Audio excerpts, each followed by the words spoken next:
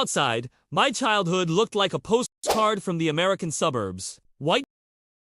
From the outside, my childhood looked like a postcard from the American suburbs. White picket fence, a golden retriever named Buddy, and a dad who grilled burgers every 4th of July.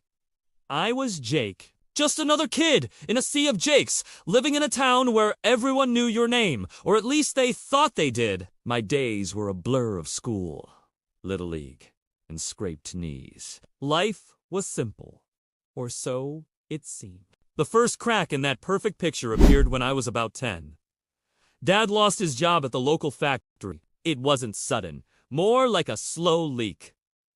First, the overtime stopped. Then the whispers started around town. One evening, Dad came home early. His shoulders slumped in a way I'd never seen before. He didn't say much, but the silence in our house that night was louder than any argument. Mom started working double shifts at the diner. Her hands, which used to smell like cinnamon and sugar from baking cookies, now always smelled faintly of coffee and grease. I'd do my homework at a corner booth, watching her move between tables with a tired smile plastered on her face.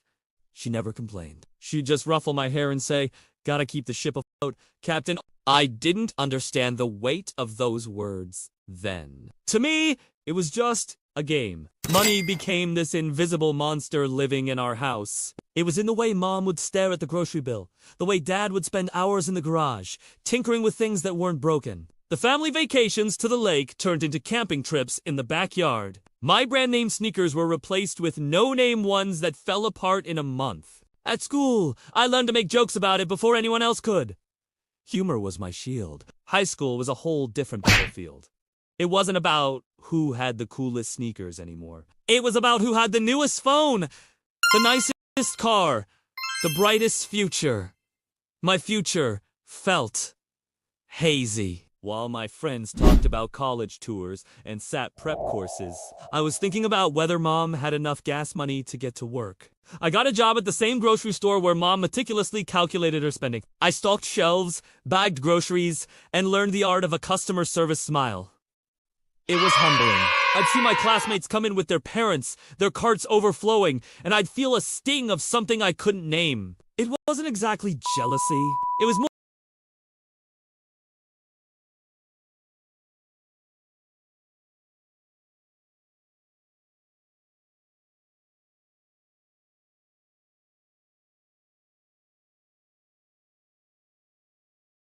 like I was on the other side of a glass wall, watching a life I was supposed to have. My dad, he tried. He really did. He took odd jobs, landscaping, handyman work, anything he could find. But the factory had taken more than just his income, taken a piece of his pride. He grew quiet, distant. Our conversations, once filled with baseball stats and talk about my future, became short and functional. How was school? Fine. Need anything? Nope. It was like we were both speaking a language the other had forgotten. The pressure cooker of my life finally exploded one rainy Tuesday. I was a junior. My English teacher, Mr. Harrison, pulled me aside after class. He held up my latest essay, a seminus, glaring in red ink. "Jake!" he said, his voice gentle. "This isn't you. Your early work was brilliant. What's going on?" And for the first time, the dam broke. I didn't cry. I just talked. I told him everything.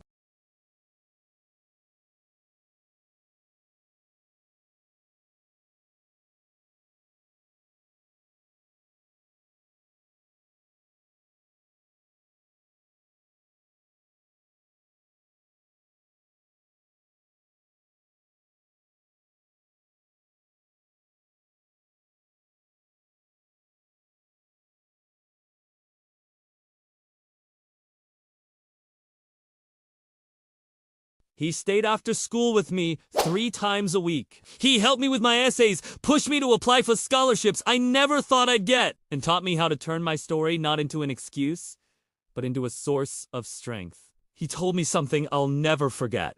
Your experiences don't define your destination. They just shape the journey you take to get there. It was the first time someone had looked at my struggles and seen potential instead of problems. The college application process was brutal. I wrote my personal statement about stocking shelves, about the lessons I learned from the different kinds of people I met every day. I wrote about my mom's tired smile and my dad's silent strength. I poured my life onto that page, not for sympathy, but to show them who I was. The rejections came first. Thin envelopes that felt like slaps in the face. With each one, the old voice of doubt crept back in. Maybe this was all a mistake. Maybe I was just a grocery store kid, destined to stay in this town forever. But then, a thick envelope arrived. It was from a state university, not an Ivy League, but it was a world away from my hometown. It contained an acceptance letter and, more importantly, a scholarship. It wasn't a full ride, but it was enough. It was a chance! I remember showing it to my parents. My mom cried. The happy, unrestrained tears I hadn't seen in years. My dad, for the first time in a long time, looked at me with an unfiltered pride that hit me harder than any rejection letter. He put his hand on my shoulder and said, "You did it, son. You earned it." That moment wasn't a Hollywood ending. The money problems didn't magically disappear. I worked my way through college, taking out loans, juggling classes and part-time jobs. There were nights I survived on instant noodles and pure determination, but something had shifted inside me. The glass wall was gone. I was no longer just watching life happen. I was in it! Fighting for my place! Looking back, I wouldn't trade my journey. It wasn't the postcard perfect life I thought I wanted as a kid. It was messy and hard. And sometimes it felt unfair, but it was real. It taught me the value of $1, the meaning of hard work, and the incredible power of resilience. It gave me a perspective that no textbook could ever provide. My story isn't about some extraordinary talent or a one-in-a-million lottery win. It's a story about showing up. Showing up for school when you're exhausted. Showing up for your family when they need you. And most importantly, showing up for yourself. Even when you feel like you have nothing left to give. That's the realistic story of this American boy. It's not always glamorous, but it's built on a foundation of grit and hope. And sometimes, that's more than enough. Thanks for listening! If my story resonated with you, I'd love it if you'd subscribe and join me for more. See you next time. He came from nothing, born in a small town with dreams bigger than the sky. Today, we know him as a global superstar, but his journey was anything but easy. This is the story of a boy who dared to dream and conquered the world. From a very young age, he showed a passion for performing.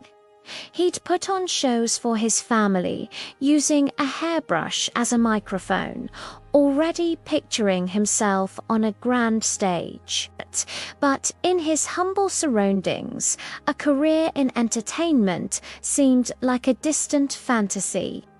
His family, though loving, struggled to make ends meet, and the idea of chasing such an uncertain dream felt irresponsible.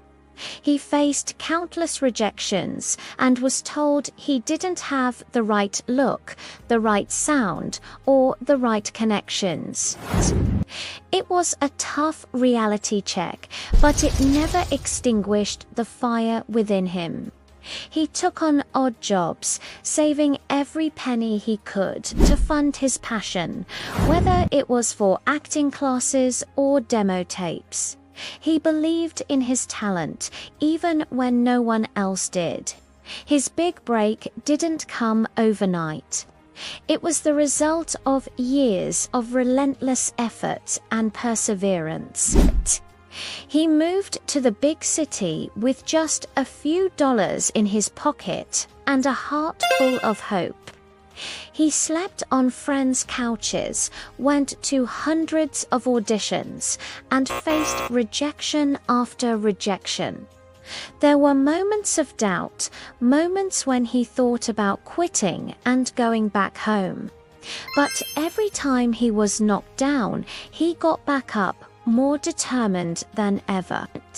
He used each failure as a lesson, refining his craft and pushing himself to be better.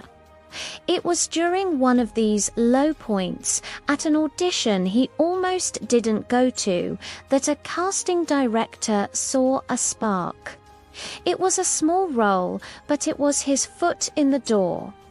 That small role led to another, and then another.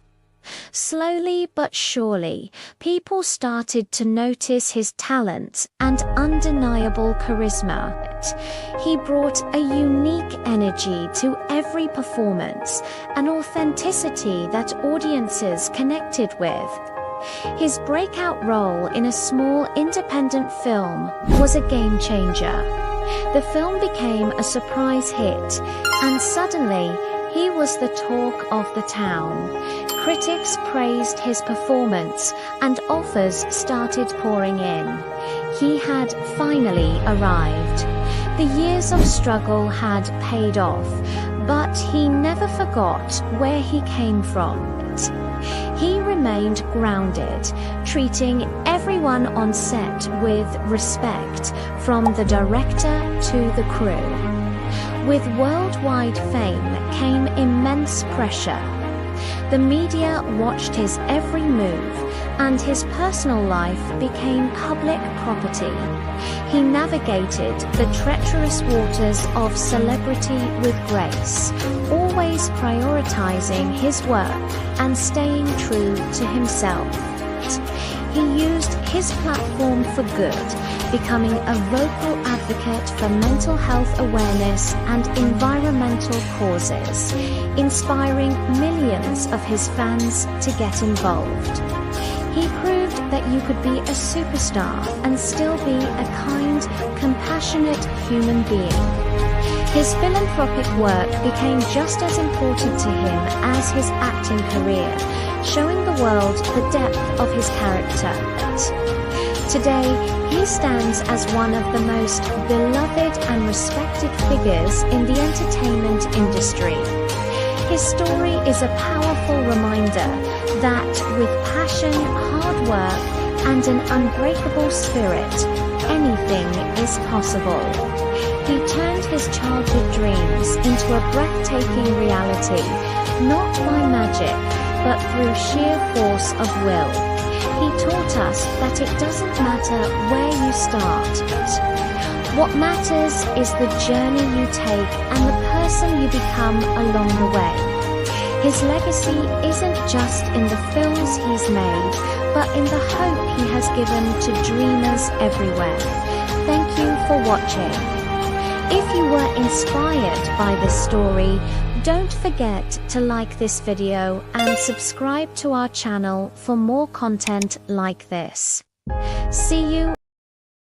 From the outside, my childhood looked like a postcard from the American suburbs. White picket fence, a golden retriever named Buddy, and a dad who grilled burgers every 4th of July. I was Jake. Just another kid in a sea of Jakes, living in a town where everyone knew your name, or at least they thought they did. My days were a blur of school, Little League, and scraped knees. Life was simple, or so it seemed. The first crack in that perfect picture appeared when I was about 10. Dad lost his job at the local factory. It wasn't sudden, more like a slow leak. First, the overtime stopped. Then the whispers started around town. One evening, Dad came home early. His shoulders slumped in a way I'd never seen before. He didn't say much, but the silence in our house that night was louder than any argument.